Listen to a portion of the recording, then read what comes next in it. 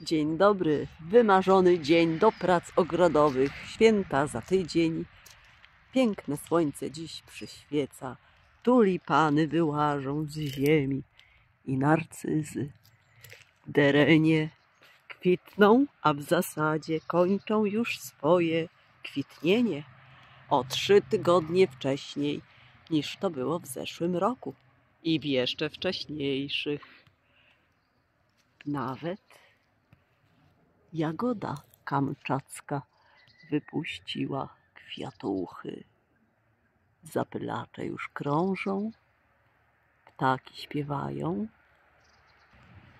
i do ogrodów zapraszają.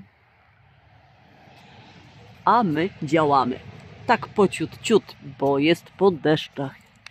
Niesamowicie gliniasta gleba i pługiem jednoskibowym próbujemy ten kawałeczek do życia przywrócić. Żyto zostało wysiane tu bardzo późną jesienią, a w zasadzie wręcz wczesną zimą. Wcześniej to był taki ugór, trawa, chwasty. Ale że Mardar zachciało się mieć większy teren dla swoich warzyw, roślin, trzeba będzie pobudzić troszeczkę ten grunt, ulepszyć go.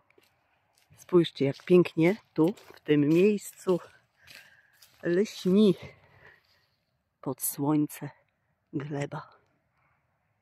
Piękne, co? Widoki.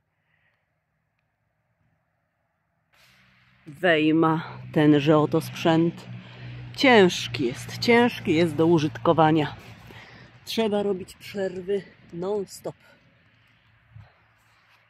Godzina 12 plus minus jest. Jak zaczął małżonek działać, to zaledwie tyle zrobił. Nie da się. Wysiłek przeokropny. No ale trzeba, bo teren ma zostać zagrodzony. A po ogrodzeniu będą pieły się tykwy, fasolniki, fasole, będzie morze kwiecia. Chodźcie, zajrzymy do moich roślin.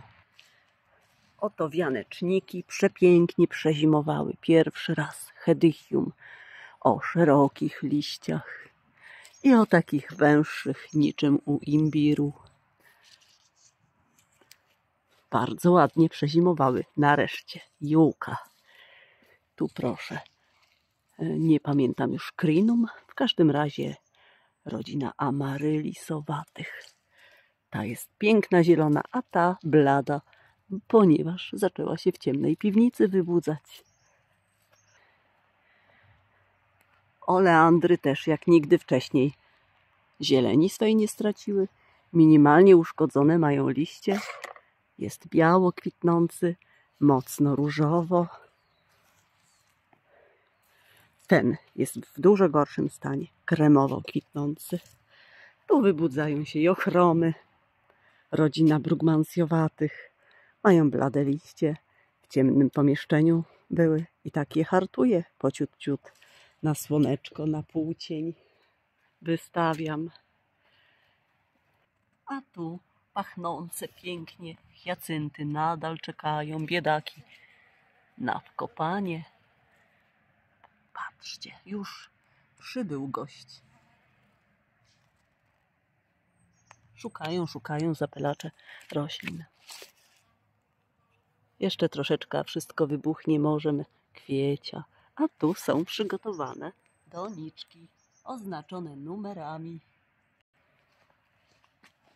A dlaczego numerami? Ponieważ nie wiem, jakie to są odmiany. Przyjechała do mnie w grudniu przed świętami paczka, a w niej bardzo maleńkie bulwki. Zajrzymy, jak wyglądają, jak przezimowały. Bardzo maleńkie, ale nie szkodzi, bo skoro z nasion zakwitną nam w tym samym roku, w którym wysialiśmy, to te posiadane już w bulwach tym bardziej zakwitną. I te właśnie otrzymałam oznaczone numerami. A tak między innymi 4 wygląda. Twarda sztuka. I do tych doniczek pokazanych będzie posadzona ta i wszystkie 9. Jest tu fragment zaledwie tych moich cudów, wspaniałych prezentów, zakupów. No i czas je wybudzać. Tutaj koleżanka mi ofiarowała. Proszę bardzo, co to jest? Karpy Dali. Dali z nasion, miks przeróżnych kolorów. Pałczychy. Maleńkie, może nie zakwitną, ale urosną. Tu natomiast mam moje dalie. Pewną część w całym tym kartonie są dalie, które niziutkie rosną. Śliczne. Czerwone, żółte, pomarańczowe. Tu mam jakaś czerwona od Marco Polo. Tak wygląda. Troszkę podeschła. Niewiele. Namoczymy i będzie jak ta lala. Także tu mam tylko niziutkie. Mam też niskie z nasion, ale to jeszcze w odrębnym miejscu.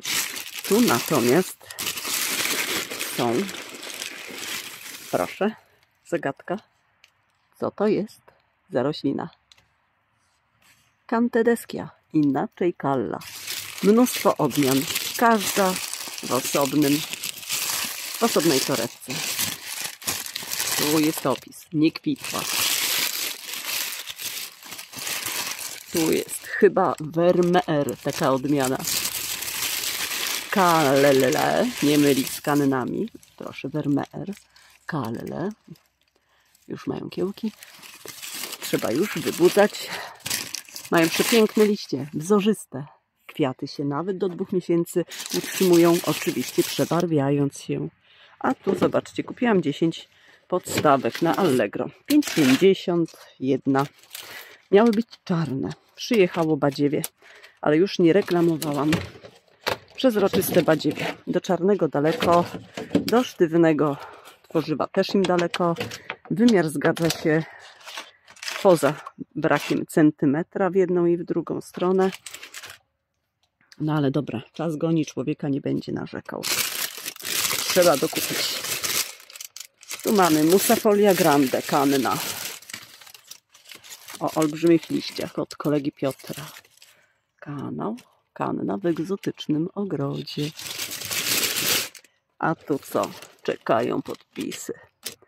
Wiecie co? Problem jest przeokrutny z markerem olejowym. Rozpuszczalnik ekstrakcyjny nie chce zmywać. Denaturat nie chce. Zmywacz do paznokci nie chce zmywać. Więc klops. Robota czeka. Albo naklejać. W moim przypadku taśmę izolacyjną, bo wiem, że się trzymał pięknie. Da się pisać. Albo na szlifierce ścierać napisy. Część napisów zostawię, bo będą te same odmiany. Zostaną poprawione tylko. Ale robota czeka. A w tym miejscu 4 długie paczki. W 2 paczkach takie oto słupki. W tym miejscu miejsce na zahaczenie siatki, by przymocować. Oraz siatka leśna o kwadratowych oczkach. I tym będzie właśnie ogrodzone to, co stanowisko, które na początku filmu pokazałam. A Frecia, co u Freci? A Frecia dzisiaj stoczyła walkę z kotkiem biało-czarnym, do którego dobrą rękę wyciągnęłam i kleszczy mnóstwo wyjęłam temu gościowi i nakarmiłam po 10-okroć. A on, skubaniec, do Freci się zaczął przystawiać, bo to mężczyzna był ten biało-czarny. No i Frecia ma nohal uszkodzony o ciupinkę, ale przeżyje. A oto maszyna ruszyła do dzieła. Czas odpoczynku minął, nabrania energii i działamy dalej.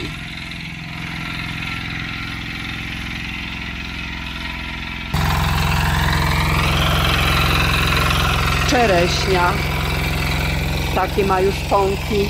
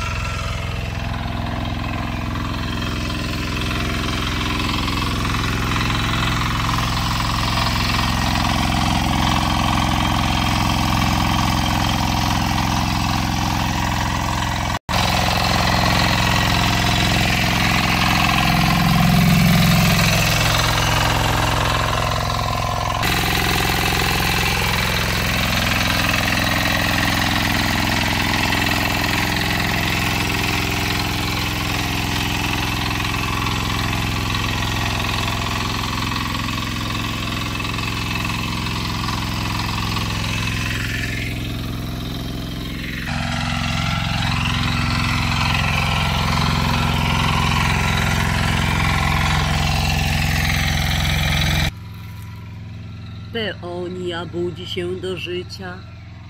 Kocimiętka świetną już kondycję ma. A tu czeka całe mnóstwo ostróżek do przesadzenia. Te otwory niewielkie muszę powiększyć deczko, by manewrować, by roślinki mogły się rozrastać.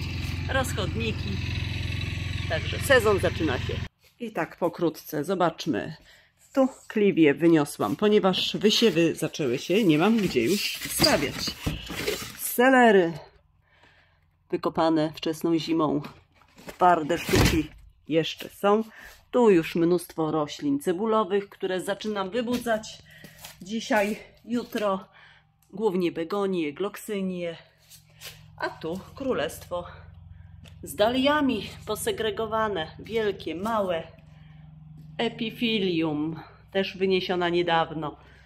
Miejsca brakować zaczyna. Przepiękna kordylina, ale plam dostała zeszłej zimy i tak nadal trwają od Fana Palm. Karpy tak wyglądają. Tu mam jedną, proszę bardzo, nie wiem co tam dalej. Tu widać jest pleśń, ale sztuki twarde. Tu natomiast będą prawdopodobnie, a nie z nasion. Spójrzmy, tu mam opisane same tak jakby dziesiątki, czyli drobny czerwony kwiat. Te mam oznaczone, że zostawić sobie na pewno. A tu są właśnie z nasion o bordowych liściach. Te troszkę podeschły. Ważne, żeby nie były zgnite, a nawet dość mocno ususzone. Też się świetnie nadadzą do nasadzeń. A tu spisane, jakie są w tym kartonie. Takie buły. Chcę, żeby w tym roku było bardzo, bardzo kolorowo. I w tej kastrze to już wszystko trzeba wynosić. Takie było to ciężkie. I spójrzcie Państwo, jak podzielimy, to wiórki nam się zrobią. Bo dosyć ostro podsychają podczas zimowania. To było ciężkie, ciężkie. A teraz co? Połowę lżejsze zapewne. Aha, tu mamy troszkę pleśni.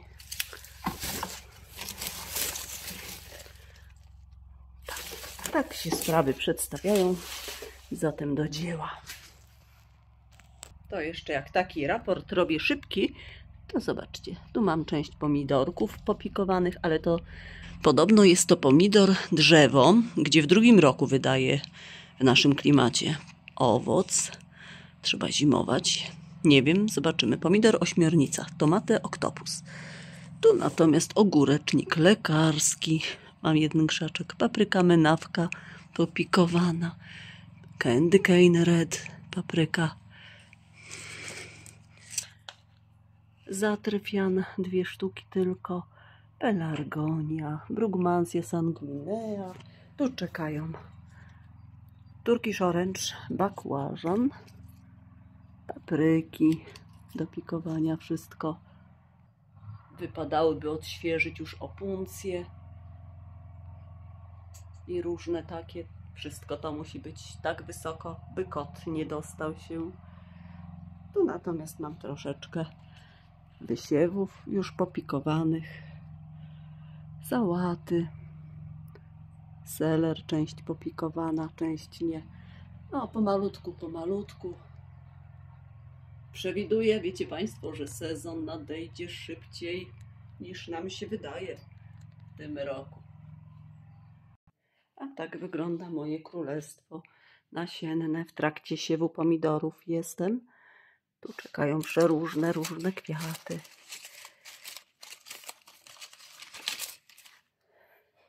Ukorzeniają się pelargonie. Farbownik. Tu są bratki. Część nie przyjęła się, rzecz jasna. Cynie czekają na siew. Będę sadziła orzeszki ziemne. Tu już część jest pomidorków.